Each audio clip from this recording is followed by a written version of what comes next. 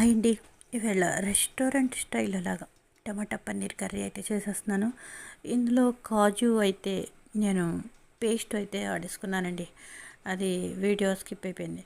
అయితే కొంచెం ఉల్లిపాయ పేస్ట్, టమాటా పేస్ట్ ప్లస్ ఆల్రెడీ పన్నీర్ అయితే మాత్రం కొంచెం ముందర నూనెలో వేయించేసుకున్నాను.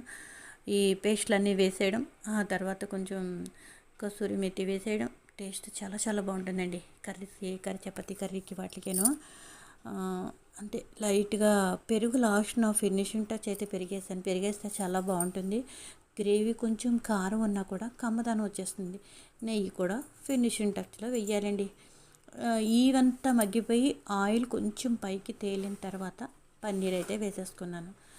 మా ఇంట్లో ఈవేళ టిఫిన్ అయితే ఈ విధంగా నేను డైలీ టిఫినే అనుకోండి. అయితే ఈవేళ నేను చేసిన టిఫిన్ ఇదండి. కాజు కాదు సారీ పన్నీర్ టమాటా కర్రీ అనమాట. చపాతీలోకి సూపర్గా ఉందండి. మనం రెస్టారెంట్ దాకా విడిపోక్కర్లేదండి. మనకి చెయ్యాలని ఇంట్రెస్ట్ ఉంటేనే ఇలా చెయ్యగలగం.